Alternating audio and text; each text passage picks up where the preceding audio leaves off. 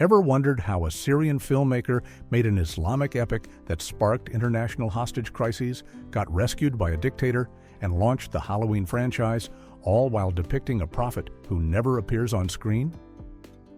From a composer who lived alone in the desert for 3 months to a boxer rejected for being too tough, The Message, 1976, is stranger than any fiction. Here are the 15 weird facts you didn't know about The Message. Fact 1. 2 complete films shot simultaneously. When director Mustafa Akkad set out to make The Message in 1976, he didn't just want to tell the story of Islam's origins to one audience.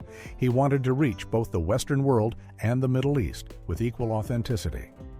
So instead of simply dubbing the film into Arabic after shooting it in English, Akkad made an extraordinary decision that had rarely been attempted in cinema history.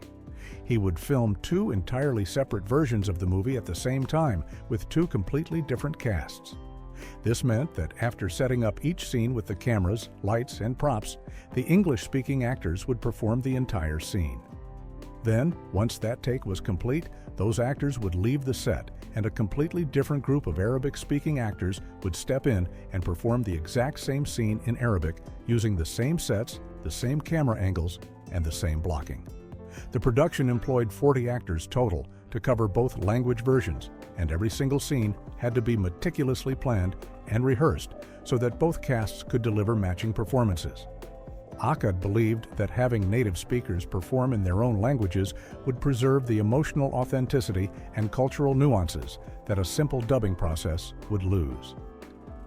The English version, which became known simply as The Message, featured Hollywood stars like Anthony Quinn and Irene Papas, while the Arabic version, titled Al-Risala, showcased prominent actors from Arab cinema. This back-to-back filming process took extraordinary coordination and essentially doubled the production time for every scene. But Akkad remained committed to his vision of creating 2 equally powerful versions that would resonate with audiences across different cultures and languages. Fact 2. 1 actor played both versions. With 40 actors working across 2 separate language versions of The Message, you'd think the production would maintain complete separation between the English and Arabic casts. But there was one remarkable exception to this rule.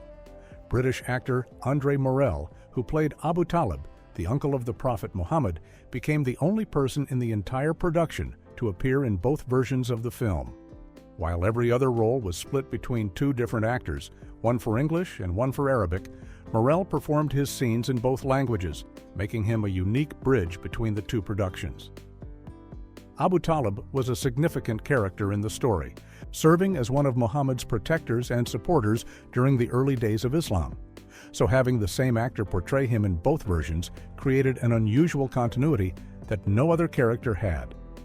The reasons behind this singular casting choice remain somewhat mysterious, as production records don't clearly explain why Morel was selected for this distinction, while actors like Anthony Quinn, who played the lead role of Hamza in the English version, were replaced by entirely different performers in the Arabic cut. It's possible that Morel had some proficiency in Arabic, or perhaps the filmmakers felt his particular portrayal of Abu Talib was so essential to the character that they wanted to maintain his performance across both versions. Whatever the reason, Morel's participation in both productions meant he experienced the unusual reality of filming every one of his scenes twice, once with English-speaking co-stars and once with an entirely different cast speaking Arabic, making his behind-the-scenes experience completely different from every other actor involved in this ambitious double production. Fact 3. A light bulb represented the prophet. One of the biggest challenges facing director Mustafa Akkad was how to make a film about the Prophet Muhammad when Islamic tradition strictly forbids any visual depiction of him. And the solution the crew came up with involved a simple light bulb mounted directly onto the camera. Akkad consulted extensively with Islamic scholars to ensure the film would be respectful, and they made it clear that Muhammad could not be shown on screen, his voice could not be heard, and this rule even extended to his wives, daughters, and sons-in-law. But Muhammad was the central figure of the story, so the filmmakers needed some way to indicate when he was present in a scene, and that's where the light bulb came in. The crew attached a small light bulb to the camera itself, and whenever Muhammad was supposed to be in a scene, they would turn on that light, creating a soft glow that signified his divine presence. This meant that other characters in the scene could look toward the camera and speak to Muhammad, and the audience would understand through the illuminated bulb that the prophet was there, even though they couldn't see him. In many scenes, the camera itself became Muhammad's point of view, with actors looking directly into the lens and nodding as if responding to words the audience couldn't hear, while that glowing light bulb served as a physical reminder of his spiritual presence. Islamic scholar Khalid Abu el-Fadl, who was a friend of Akkad, later praised this creative solution, saying that figuring out a way to make the prophet feel like a real person in the story without actually showing him was brilliant. The light bulb became an unconventional but effective symbol that allowed the film to honor religious restrictions while still telling Muhammad's story in a cinematically engaging way. Fact 4. Cast and crew slept under wet towels. The production of The Message hit a crisis point that turned into a genuine survival situation when the film's financial backers suddenly withdrew their support in the middle of shooting in Morocco, leaving the entire cast and crew stranded without money to continue or even to leave. For 2 weeks, hundreds of people, including major Hollywood stars like Anthony Quinn, found themselves stuck in a Moroccan hotel that had broken air conditioning, and with temperatures soaring in the desert climate, the conditions inside became nearly unbearable. The heat was so intense and relentless that the cast and crew had to come up with creative ways to cope with the sweltering temperatures during the day, and especially at night when trying to sleep became almost impossible. Their solution was to soak towels in water and drape them over their bodies while lying in bed, using the evaporative cooling effect to bring some relief from the oppressive heat. Throughout those 2 weeks, everyone remained in limbo, not knowing if the film would continue or if they would simply have to abandon the project entirely after all the work they had already put into it. The production had already invested significant time and money into building elaborate sets and filming numerous scenes, so the sudden halt created enormous uncertainty about whether any of that effort would ever make it to the screen. The crew members and actors endured this uncomfortable and frustrating period together, sleeping under wet towels night after night in their hot hotel rooms, while director Mustafa Akkad desperately searched for new financing to rescue the production and allow them to complete the film they had started. Fact 5. Muammar Gaddafi saved the film. Just when it seemed like The Message would never be completed, an unlikely savior emerged in the form of Muammar Gaddafi, the controversial Libyan leader who would become one of the most notorious dictators in modern history. After the Moroccan government shut down production in August of 1974 due to pressure from Saudi Arabia, director Mustafa Akkad found himself with a partially finished film, hundreds of people depending on him, and no place to continue shooting. In desperation, Akkad managed to arrange a meeting with Gaddafi and showed him the footage they had already filmed in Morocco, and the Libyan leader was so moved by what he saw that he immediately agreed to provide full financial backing and opened up Libya as the new filming location. Gaddafi didn't just write a check and walk away. He became genuinely invested in the production's success and comfort, going so far as to personally ensure that the cast and crew had everything they needed. When he learned that the film crew was suffering in the intense desert heat, Gaddafi arranged to have special air conditioning units sent to the set, showing an unusual level of concern for their well-being. The production relocated to Tripoli, Libya's capital, where they were able to rebuild their sets and continue filming from October of 1974 through May of 1975. Without Gaddafi's intervention, The Message would likely have remained an expensive, unfinished project gathering dust in storage. But his financial support and diplomatic protection allowed Akkad to complete what would become one of the most significant films about Islamic history ever made. Gaddafi later asked Akkad to make another film for him, which eventually became Lion of the Desert in 1981. Fact 6. Muhammad Ali rejected for being too tough. When Muhammad Ali, one of the most famous athletes in the world and a proud Muslim, expressed interest in playing the role of Bilal in The Message, it seemed like perfect casting that would bring enormous star power to the film. Bilal was one of the Prophet Muhammad's earliest and most loyal companions, an Ethiopian who had been enslaved and brutally tortured for his faith before becoming Islam's first caller to prayer, making him a deeply significant figure in Islamic history. However, director Mustafa Akkad turned down Ali's request to play the character, and his reasoning was both practical and somewhat ironic, given Ali's own life story. Akkad explained that he needed a Muslim actor who had professional acting experience, but more importantly, he felt that audiences simply wouldn't be able to accept Muhammad Ali, the man known as the greatest, who had defeated opponents in boxing rings around the world and projected an image of invincibility, being tortured and abused on screen the way Bilal had to be portrayed in the film. The role required showing a man being beaten, humiliated, and subjected to severe physical punishment, and Akkad worried that Ali's powerful public persona as an unbeatable champion would make those scenes feel unbelievable or even absurd to viewers.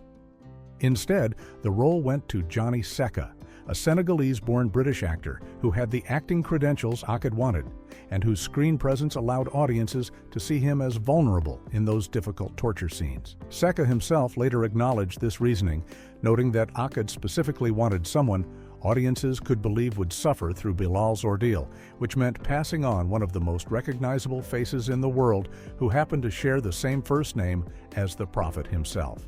Fact 7. A £50,000 last-minute title change. In July of 1976, just 5 days before The Message was scheduled to open in London's West End, the film was still being advertised under its original title, Muhammad, Messenger of God, when the production office began receiving threatening phone calls aimed at the cinema that would be showing it. The threats were serious enough that director Mustafa Akkad made the difficult decision to completely rebrand the film at the very last moment, changing the title to simply The Message in hopes of reducing the controversy and keeping audiences safe. This wasn't just a matter of printing some new posters. With only 5 days until the premiere, every piece of promotional material had to be recreated, including advertisements that had already been purchased in newspapers and magazines, posters that were displayed throughout London, and the film prints themselves, which had the title cards at the beginning. The rushed nature of this change meant that everything had to be done on an emergency basis with premium pricing, and the total cost came to £50,000 British pounds, which was an enormous sum of money in 1976. To put that in perspective, £50,000 in 1976 would be equivalent to well over $250,000 in today's money when you account for inflation.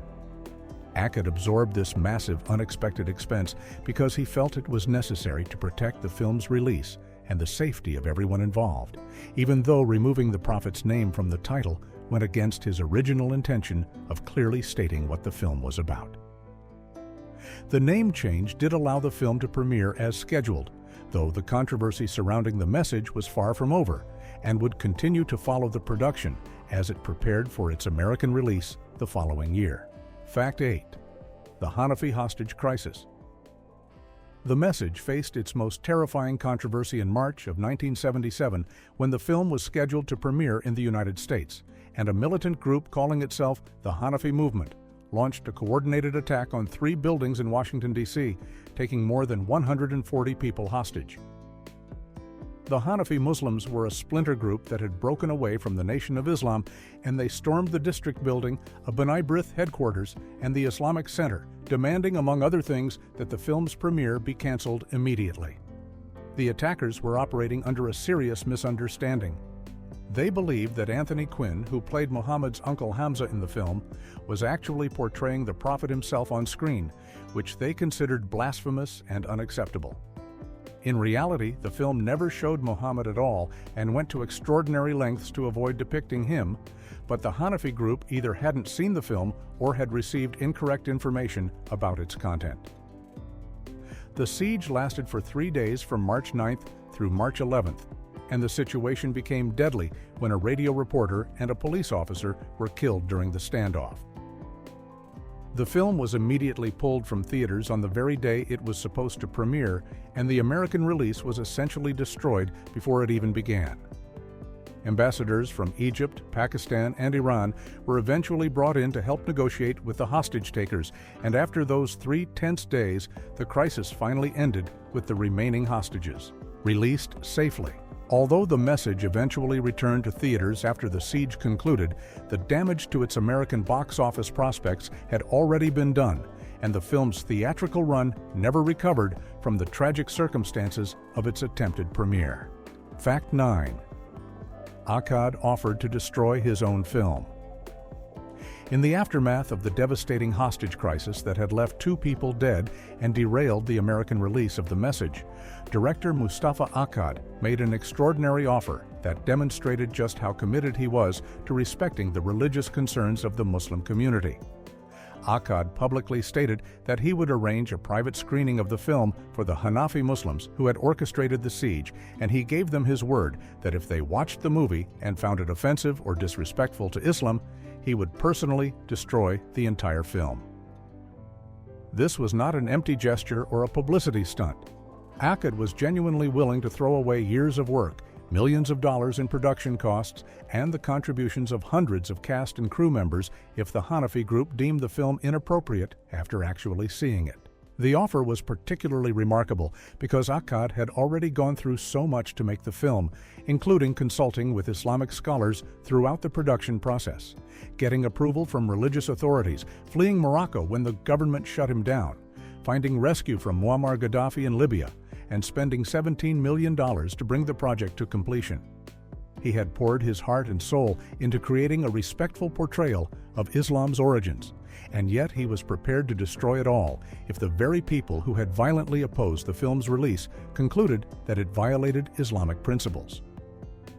The proposal showed that Akkad's primary goal was never just about making a successful movie or recovering his investment. He genuinely wanted to bridge the gap between Western and Islamic cultures, and he valued religious respect above commercial success. The film was never destroyed, and whether the Hanafi Muslims ever took Akkad up on his offer to view it remains unclear from historical records. Fact 10. The composer lived alone in the desert. Maurice Jarre, the legendary French composer who had already won Academy Awards for his work on Lawrence of Arabia and Dr. Zhivago, took an unusual approach to creating the musical score for The Message that involved complete isolation in one of the harshest environments on Earth. Rather than composing the music in a comfortable studio in Hollywood or Paris, Jarre decided he needed to truly understand the desert landscape where Islam was born and where much of the film's story takes place. He made the remarkable decision to spend 3 full months living by himself in the middle of the desert, surrounding himself with nothing but sand, sun, and silence, so that he could absorb the atmosphere and let the environment inspire his musical ideas. This wasn't a casual camping trip or a brief visit to get a feel for the location. Jarre committed to an extended period of solitude in the desert, allowing the extreme temperatures, the vast emptiness, the way sound carried across the dunes, and the overall sense of the landscape to seep into his creative consciousness. Later, Jarre himself said that he lived in the middle of the desert for 3 months, specifically to get inspiration for the score, explaining that he felt this deep immersion was necessary to capture the spirit of the story and the setting. The dedication paid off in a score that many consider to be one of the most beautiful and evocative pieces of film music from the 1970s, earning Jarre an Oscar nomination for Best Original Score. The music blended traditional orchestral elements with sounds and rhythms that reflected the Arabian setting, creating a soundtrack that felt both epic and authentic to the world the film was portraying. Fact 11. It took 4.5 months to build ancient Mecca. Creating an authentic representation of 7th century Mecca was essential to The Message, and since the production couldn't possibly film in the actual Holy City, the crew embarked on an enormous construction project to build a full-scale replica near Marrakesh in Morocco. The set design team spent 4.5 months constructing this elaborate recreation of ancient Mecca, working to capture the architecture, layout, and atmosphere of the city, as it would have appeared during the time of the Prophet Muhammad. The construction alone cost $700,000, which was a massive portion of the film's budget and would be equivalent to several $1,000,000 today when adjusted for inflation. This wasn't just a small collection of building facades.